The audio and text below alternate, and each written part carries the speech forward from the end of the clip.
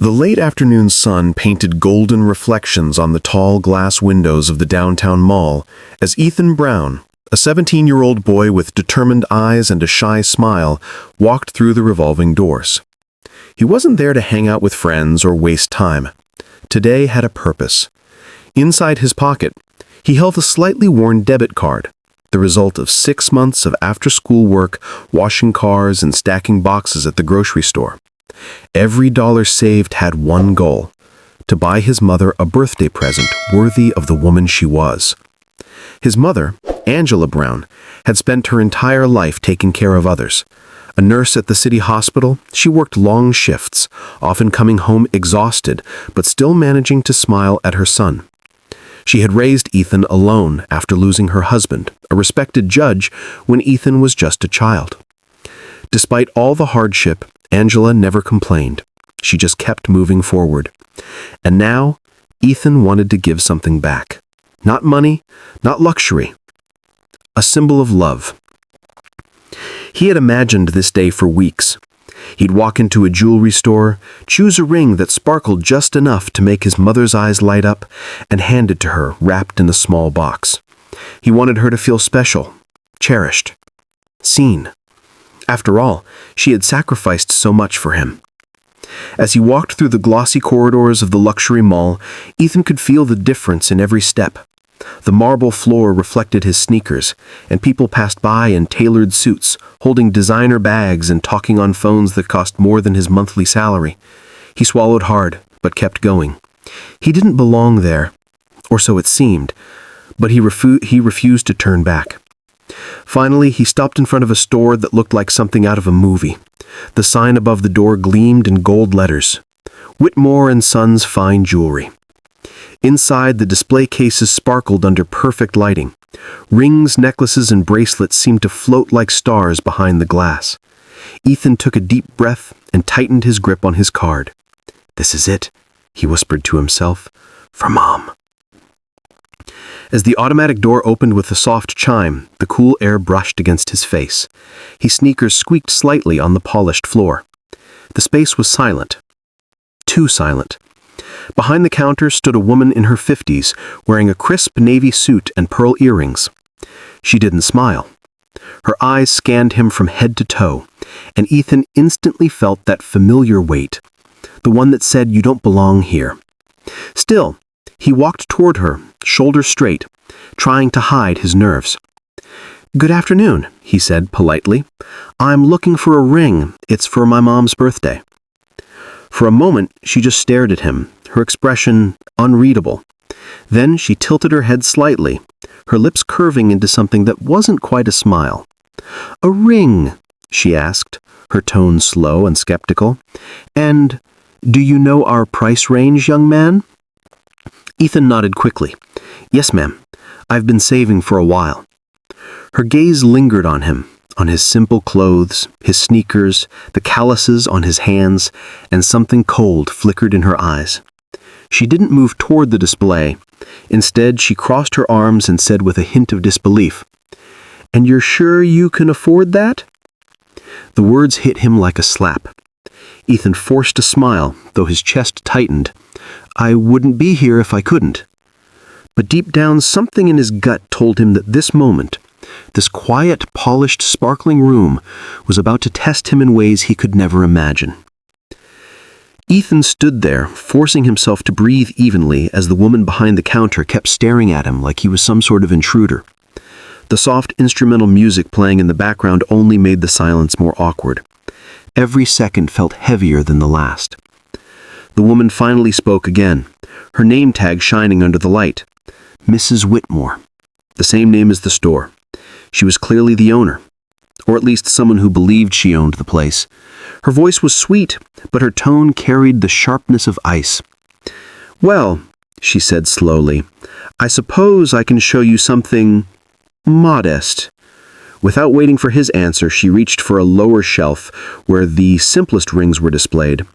It wasn't lost on Ethan that she had ignored the glass case full of diamond jewelry behind her. He didn't say anything, though. He just nodded politely. She placed a small tray on the counter and pointed at one of the plainest rings. "This one's, a affordable.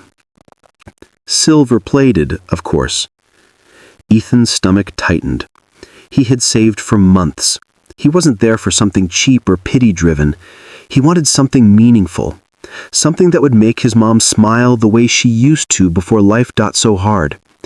He looked up and asked carefully, "Do you have anything in gold? Maybe with a small stone?" Mrs. Whitmore's eyes narrowed. "In gold?" she repeated, as if the word itself was an insult. "Those are quite expensive, you know. Are you sure that's what you want?" "Looking for—" "Yes, ma'am," Ethan said, trying to keep his voice steady. "It's for my mother's birthday. I've been saving for a long time." Mrs. Whitmore exhaled dramatically, the kind of sigh that says this will be a waste of my time. She reluctantly unlocked the glass case behind her, revealing an array of sparkling rings that shimmered like captured sunlight. Ethan's eyes widened, not because of the price tags, but because he imagined his mom's face lighting up at the sight of one of those. As he leaned in to look closer, Mrs. Whitmore watched every movement of his hands like a hawk. Her posture stiffened, her eyes alert, as though he might snatch one and run. The thought made Ethan's chest burn with humiliation. He tried to focus on the jewelry instead. There was one ring, simple but elegant, with a small diamond in the center and a gentle gold curve. It reminded him of his mom, strong yet graceful. "I think this one's perfect," he said softly. Mrs. Whitmore looked at the ring, then back at him, then at the ring again. Her lips twitched into something between a smirk and disbelief. "That one is $800, she said, emphasizing every syllable. 800. "I know," Ethan replied calmly. "I've got enough." He reached into his pocket and took out his debit card, placing it gently on the counter. The woman didn't even glance at it. Instead, she tilted her head, her smile tightening. "I see," she murmured, eyes flicking toward the security camera in the corner. "Well, give me a moment, dear. I'll check something in the back." Her heels clicked sharply against the marble floor as she disappeared through a side door, leaving Ethan alone in the pristine store. He stood there for a few moments, staring at the sparkling jewelry around him. Something didn't feel right. His instincts whispered that she wasn't checking any inventory. Then he noticed the small red light on the security camera blinking faster than before, like an alarm silently counting down. Ethan's heart began to race. Whatever Mrs. Whitmore was doing in that back room, it wasn't about customer service. Ethan shifted his weight from one foot to the other, glancing nervously toward the door where Mrs. Whitmore had vanished. The store was silent, except for the faint buzz of the air conditioning and the ticking of an elegant gold clock on the wall. His reflection stared back at him from the glass cases, young, nervous, out of place. He tried to steady his breathing, telling himself she'd be back any second, but deep down, he knew something was off. 5 minutes passed, then 10. The longer she stayed away, the heavier the silence grew. Ethan looked toward the front of the store, where a few people passed by in the mall corridor, glancing inside and then moving on. No one stopped. No one noticed. He tried to distract himself by admiring the jewelry again, whispering under his breath, "Just a ring, Ethan, that's all. Just get the ring." But his hands trembled slightly. The polished marble floor seemed to echo every breath he took. Suddenly, he heard a faint voice from the back room, muffled, sharp, like someone speaking quickly on the phone. He couldn't make out the words, but the tone made his stomach twist. Something told him it wasn't good. He stepped a little closer to the counter, peeking toward the back hallway. Then out of nowhere, Mrs. Whitmore reappeared, her face pale, but her expression oddly composed. She smiled tightly, too tightly, and said, "I'm sorry for the wait, dear. I just had to, make a quick call." Ethan forced a polite nod. "That's okay. Did you find the ring?" "Oh, yes," she replied, though her eyes flickered toward the door. "I'll get it from the vault in just a moment. Why don't you stay right there?" Her tone wasn't a suggestion. It was a command. Ethan frowned. "Sure," he said quietly, though unease crept through his veins. He glanced around the store again, the spotless counters, the perfectly arranged displays, and for the first time, it didn't feel beautiful. It felt like a stage, and he was standing in the spotlight for all the wrong reasons. A few moments later, Mrs. Whitmore walked to the front of the store and adjusted the lock on the glass door. The click echoed through the silence. Ethan's pulse quickened. "What are you doing?" She turned to him with that same forced smile. "Just safety precautions. You never know these days, right?" He opened his mouth to respond, but before he could, she stepped away and disappeared into the back again. The seconds dragged. The tension was unbearable. Then, the sudden sound of footsteps. Heavy ones. 2, maybe 3 pairs. Ethan's heart jumped into his throat as the glass door swung open with a loud chime. 2 uniformed police officers stepped inside, their hands resting on their belts. The taller one, a broad man with dark glasses, scanned the room and locked eyes with Ethan. The other followed, speaking briefly onto his radio. Ethan froze. "Sir," the tall officer said, his tone clipped and cold. "Keep your hands where I can see them." Ethan blinked, confused. "I'm sorry, what?" The officer took a step forward, his hand brushing against his holster. "Hands up," he repeated, louder this time. Ethan slowly raised his trembling hands. "Wait, what's going on?" Mrs. Whitmore reappeared behind the counter, her expression composed, but satisfied. "Officers," she said sweetly, "that's him, the boy I called about." Ethan's breath caught in his chest. "Called about? For what?" The taller officer exchanged a glance with his partner. "Sir," he said, approaching, "we received a report about a possible theft in progress." Ethan's voice cracked as he stammered. What? I'm just trying to buy a ring for my mom." But the officers weren't listening. The first one reached for his wrist. The second pulled out a notepad. And in that sterile, glittering room, surrounded by jewels and marble, Ethan Brown realized the truth. He wasn't being seen as a customer. He was being treated like a suspect. The taller officer, whose badge read Sergeant Miller, gripped Ethan's wrist and twisted it behind his back before the boy could even react. "Hey, what are you doing?" Ethan gasped, his voice cracking. "I didn't do anything." "Quiet," the other officer barked, scanning the counter as if expecting to see stolen jewels scattered there. His nameplate read Officer Reed. "We got a report of suspicious behavior. Just cooperate, kid." Ethan winced at the word kid. The cold metal of the counter pressed against his chest as Miller pushed him forward. "I'm telling you, I didn't steal anything," Ethan pleaded. "I just came to buy a ring for my mom. Ask her. Ask anyone." But Mrs. Whitmore stood behind the counter, her hands folded neatly, her expression unreadable. "He was acting nervous, kept looking around like he was waiting for someone. I thought it was safer to call." Safer. The word echoed in Ethan's mind like a slap. Through the glass walls of the store, shoppers began to stop and stare. Some held their phones up, recording the scene. Others whispered to each other, shaking their heads. Ethan's cheeks burned as he realized what it looked like, a young black teen being restrained in a luxury store. "Empty your pockets," Reed ordered. Ethan's voice trembled. "There's nothing in them, just my card and my ID." "Do it," Miller snapped. Ethan obeyed, pulling his wallet and debit card from his jeans and placing them on the counter with shaking hands. The card looked small and harmless under the store's bright lights. Reed picked it up, inspected it, and smirked. "Uh-huh. And this is yours?" "Yes, I worked for it, washing cars, weekends. Please, just let me explain." But the officers weren't listening. Miller spoke into his radio. "Dispatch, we have a possible suspect detained at Whitmore & Sons, over." Ethan's chest heaved. His heart pounded so hard it felt like the whole room could hear it. He glanced toward Mrs. Whitmore, desperate. Tell them I didn't do anything." She avoided his eyes. The silence that followed was suffocating. Then, Miller reached into Ethan's back pocket and pulled out his ID. He looked at it casually at first, then froze. His brows furrowed, and for the first time since entering, uncertainty flickered across his face. "What is it?" Reed asked, stepping closer. Miller didn't answer right away. He stared at the ID again, his throat tightening.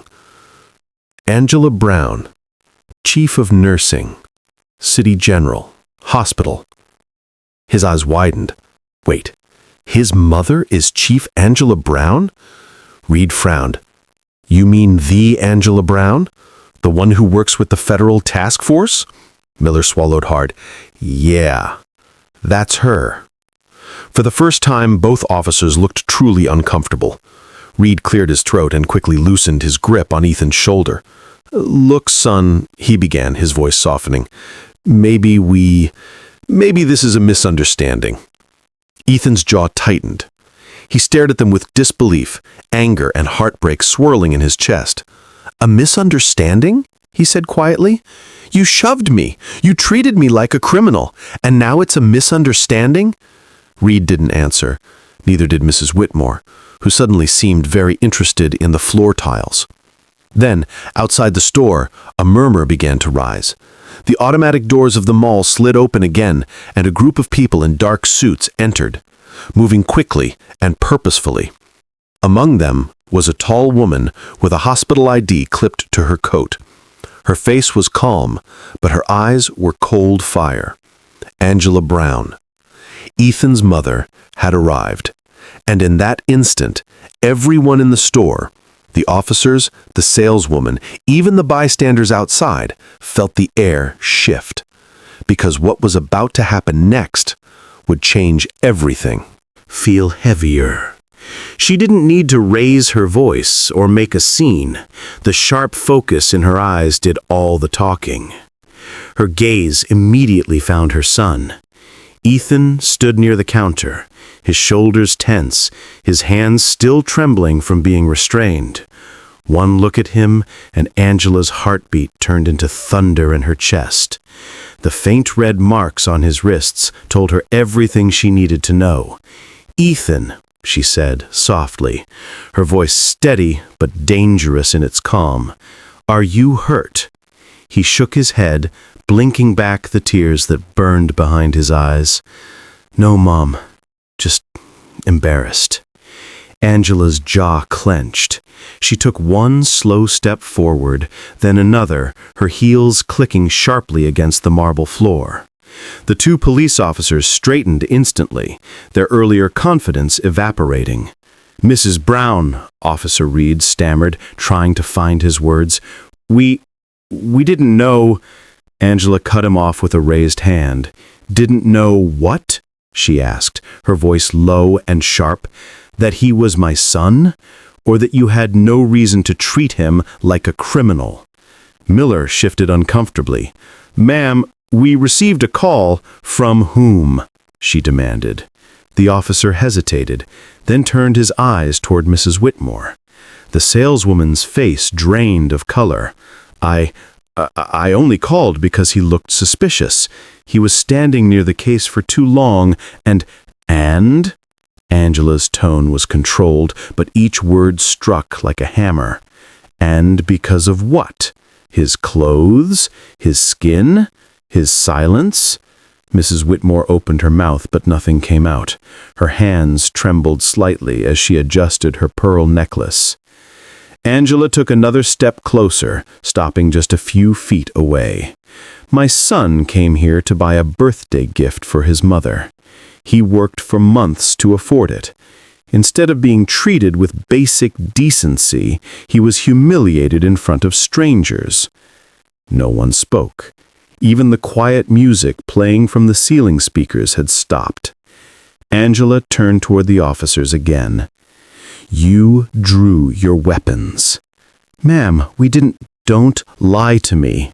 Her tone dropped lower, steady and lethal. Do you realize how many mothers like me never get the chance to walk into a room and stop something like this? The silence that followed was suffocating. Mrs. Whitmore looked down at her shoes. Reed looked ready to disappear. Finally, Angela took a deep breath and straightened her coat. Here's what's going to happen, she said firmly. You're going to write a full incident report, including who made the call, what you were told, and how you acted. Every word. Ma'am, there's no need to. Oh, there's every need. Because this time, someone will be held accountable. Her phone buzzed in her hand. She glanced at the screen, then met the officer's eyes again. "And in case you're wondering," she added, her tone cutting like glass, "yes, I've already contacted your precinct's captain." Miller's face went pale. "Captain Harris?" Angela nodded once. "He's on his way." Mrs. Whitmore's knees almost buckled. As if on cue, the mall's automatic doors opened again with a low hiss. 3 uniformed officers in dark suits entered the store. Their polished badges gleamed under the store's lights. These weren't mall security. These were high-ranking officers from Internal Affairs, and at their center walked Captain Harris, a tall man with gray hair and a calm but commanding presence. The moment he stepped inside, the entire atmosphere shifted. The 2 police officers who had humiliated Ethan straightened instinctively, their faces paling. Mrs. Whitmore froze behind the counter, suddenly very small in her expensive suit. Shoppers outside stopped to watch through the glass, whispering among themselves as if a live drama were unfolding before their eyes. Captain Harris removed his cap slowly, his sharp eyes moving from Ethan to Angela, then to the officers standing rigidly near the display cases. "Mrs. Brown," he greeted respectfully, his voice deep and steady. "I received your call. Care to tell me what's going on here?" Angela took a measured step forward.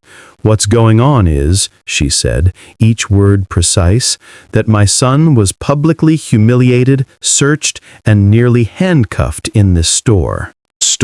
For no reason other than prejudice and assumption." The captain's jaw tightened. He turned toward his subordinates. "Is that true?" Neither of them spoke. Reed's throat worked as he tried to form a sentence. Miller's eyes darted toward Mrs. Whitmore, silently begging her to speak first. But Angela wasn't going to let anyone twist the story. "My son came here to buy a birthday gift for me," she continued. "He had the money, he had the card, and he had the decency to treat this store with respect. Yet he was treated like a criminal. I want a full report right now." Captain Harris nodded once and motioned to one of the Internal Affairs officers who began taking notes. He then looked at Reed and Miller. "You two, badges and service weapons, now." Reed's mouth fell open. "Sir, please, it was just a misunderstanding." "I said now." Reluctantly, both men removed their badges and sidearms, placing them on the counter with trembling hands. The metallic clink echoed through the silent store. Mrs. Whitmore stepped forward, her voice shaking. "Captain, please, I only called because I thought something was wrong. He looked out of place and—" Harris turned his cold gaze on her. "And that gave you the right to assume guilt? To call armed officers on a teenager doing absolutely nothing?" "I didn't mean any harm," she whispered, but her excuses sounded small even to her own ears. Angela folded her arms. Intent doesn't erase the damage. For a moment, no one spoke. The weight of Angela's words seemed to fill every corner of the jewelry store. Outside, more onlookers had gathered. Some were filming, others murmuring softly, their expressions shifting from curiosity to outrage. Captain Harris looked back at Angela. "We'll handle this immediately. Both officers will be suspended pending investigation, and the store's report will be reviewed for false claims. You have my word." Angela nodded once, her face calm, but her eyes fierce. "Thank you, Captain." Then she turned toward Mrs. Whitmore, who stood frozen, pale and speechless. "As for you," Angela said quietly, "I hope you remember this moment every time you look at another young man like my son, because not everyone has someone who can walk in and stop the injustice before it's too late." The woman's lips parted, but no sound came out. Ethan stood silently beside his mother, watching in disbelief as the officers who had humiliated him just minutes ago were escorted out of the store, heads bowed. For the first time since walking into Whitmore and Sons, he felt the air return to his lungs. The fear was fading, replaced by something stronger. Pride. Angela placed a hand on his shoulder and whispered, "Justice isn't about revenge, Ethan. It's about truth. And today, truth spoke loud enough for everyone to hear." Ethan nodded, blinking away tears. "I just wanted to buy you a ring, Mom." Angela smiled faintly. "And you did something even greater." But the moment wasn't over yet. There was still one more person in that room who needed to face the consequences of her choices. The door closed behind the suspended officers, leaving behind an almost sacred silence. The kind of silence that comes after a storm, heavy, charged, and waiting for what comes next. The other customers had vanished, but a small crowd still watched from outside, pressed against the glass. Inside, the air smelled faintly of perfume and shame. Mrs. Whitmore stood behind the counter, pale as marble. Her hands trembled as she tried to fix her pearl necklace, but her fingers wouldn't stay still. Ethan could see it, the fear that had replaced her arrogance. The mask of superiority she'd worn so confidently before was cracking. Angela didn't rush. She walked toward the counter with calm, deliberate steps. Her heels clicked softly, echoing like a metronome counting down to judgment. "Mrs. Whitmore," she began, her voice low but clear, "let's talk about what really happened here today." I already explained. He looked suspicious.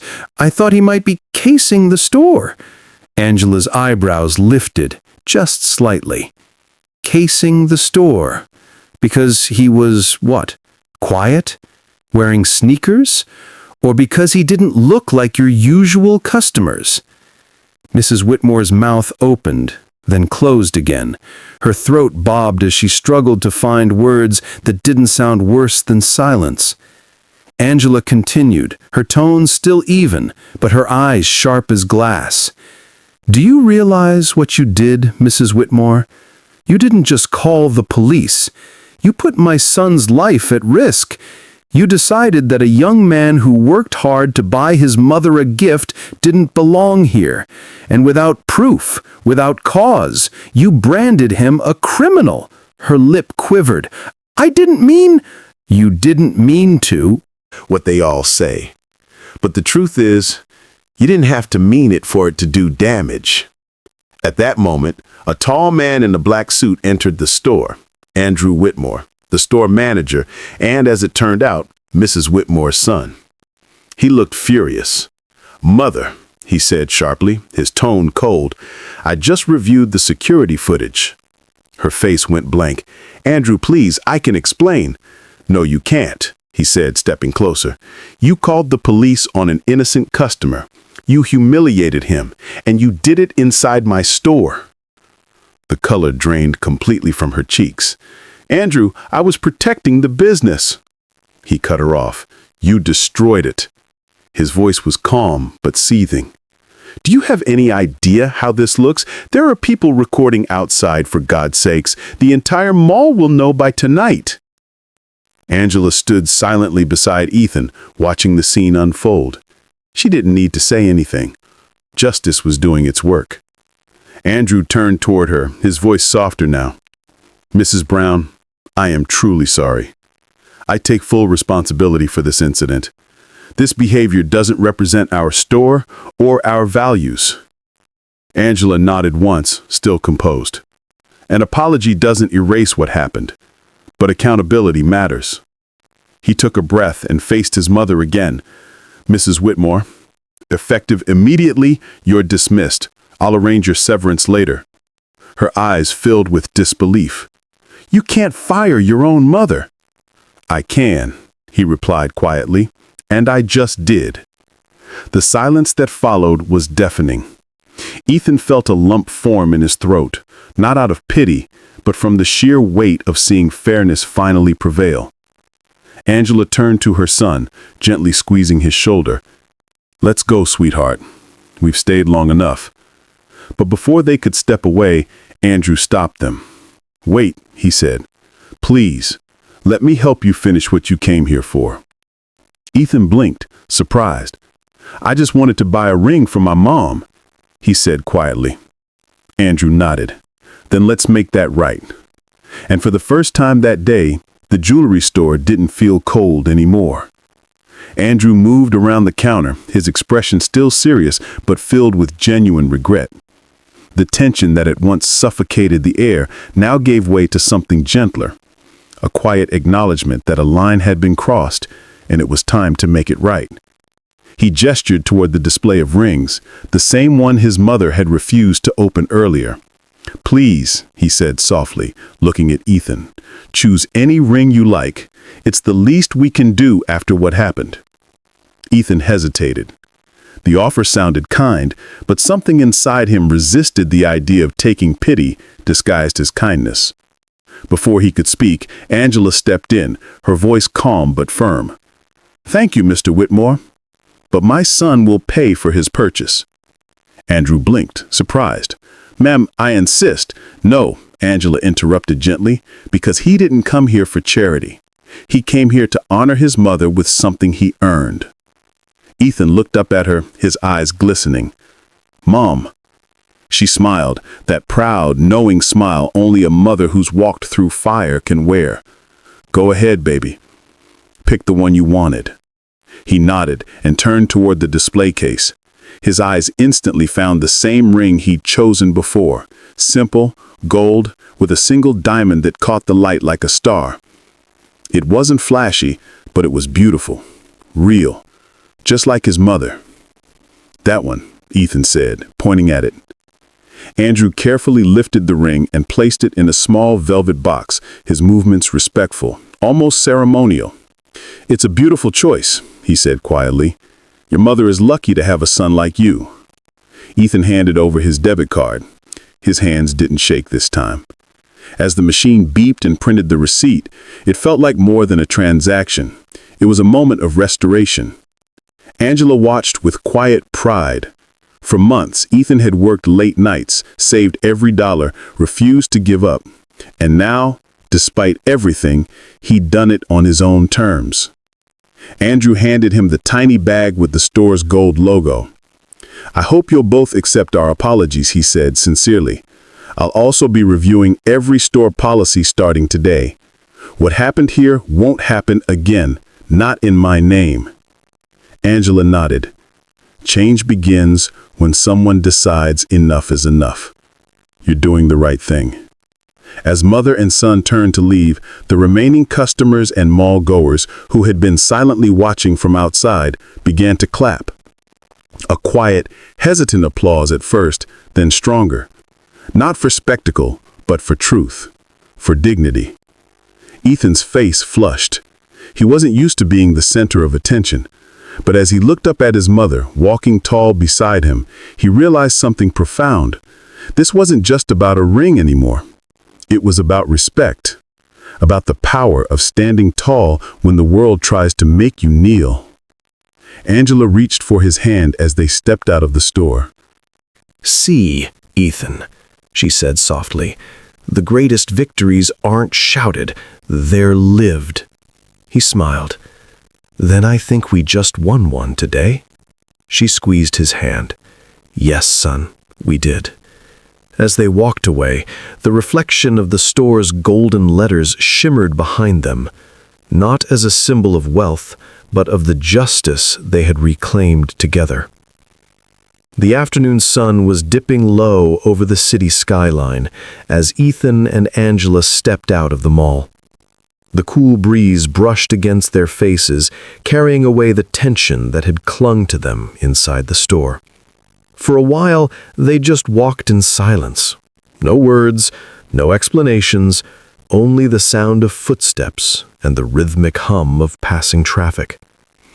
Ethan held the small white bag carefully in his hands, as if it contained something fragile, almost sacred. Inside was the ring he'd worked so hard for, the one that had cost him months of effort, endless hours of washing cars and skipping lunches at school. But now, it represented much more than a simple gift. It symbolized everything he'd endured and overcome that day. When they reached the edge of the parking lot, Angela finally stopped and turned to him. The soft golden light reflected in her eyes, making her look both strong and gentle at the same time. "You okay, baby?" she asked quietly. Ethan nodded, though his throat tightened before he could answer. "Yeah, I just didn't expect any of that to happen." She sighed, brushing a lock of hair from her forehead. "Neither did I. But life has a way of revealing people's hearts when you least expect it." He swallowed hard, his voice trembling as he looked down at the small bag. "I almost walked out when she looked at me like that. I thought maybe I shouldn't even be there." Angela's eyes softened. "That's what they want you to think.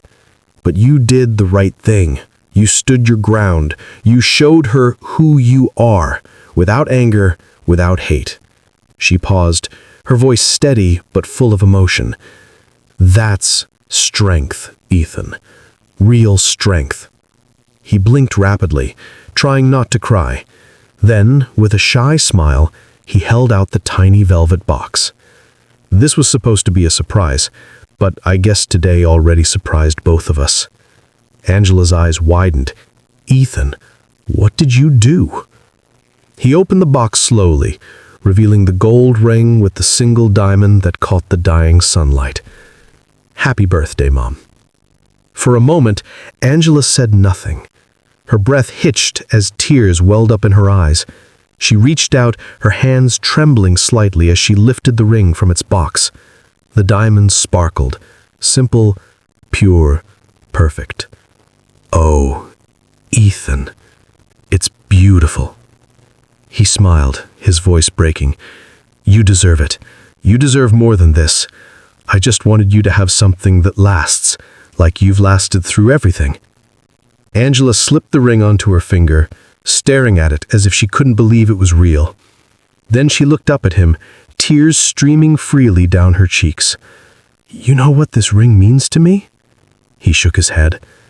"It means you see me, not just as my mom, but as a woman who fought for us.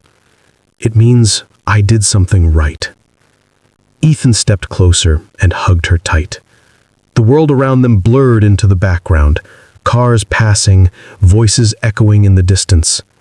In that moment, it was just them, mother and son, survivor and dreamer. Angela whispered against his shoulder, "I love you, Ethan, more than words could ever say."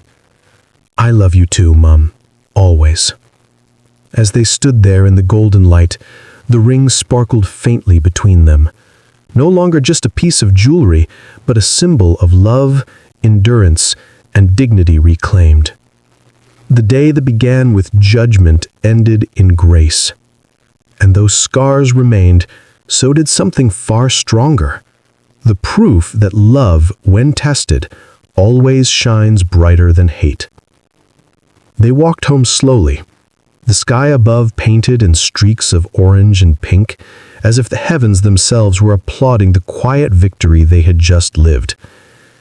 Angela's hand glimmered with the gold ring Ethan had chosen, and every few steps she glanced at it, not because of its beauty, but because of what it represented. Ethan noticed. "You keep looking at it," he teased gently. She smiled. "Because it reminds me of something important. That even when the world tries to make you feel small, you can still walk out with your head high and your heart clean." Ethan nodded slowly, the weight of her words sinking in. "It's crazy, though. I didn't do anything wrong, but they made me feel like I did, like I was guilty just for being there."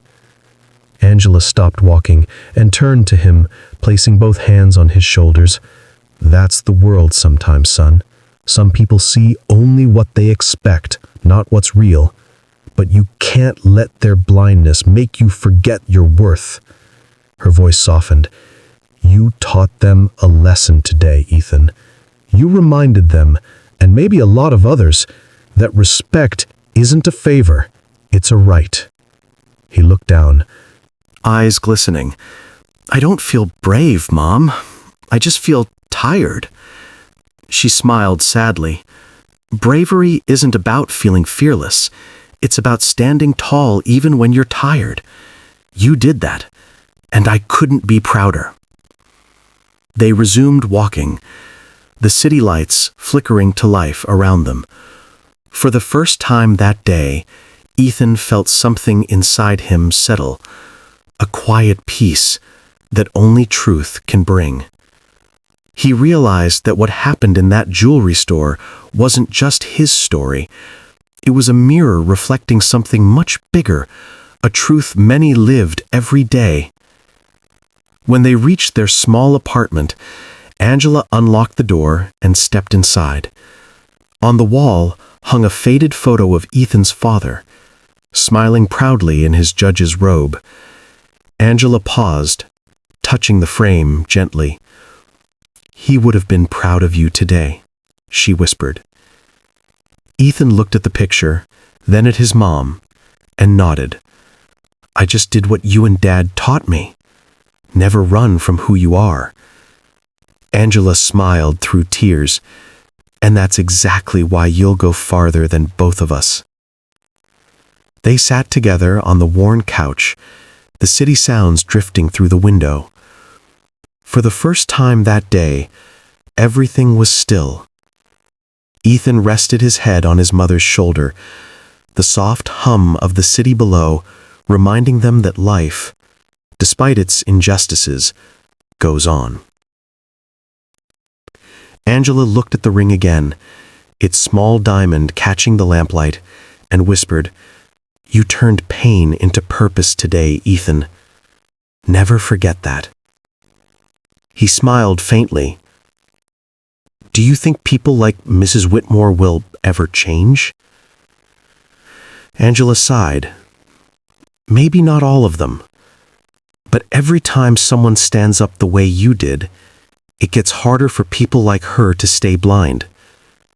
Change doesn't happen in noise, son. It starts in moments like this, when someone chooses dignity over anger and courage over silence." Ethan nodded slowly, letting her words sink deep into his heart. As the night settled in, mother and son sat quietly. No more fear, no more shame, just pride. The kind that doesn't need applause or attention because it comes from knowing who you are.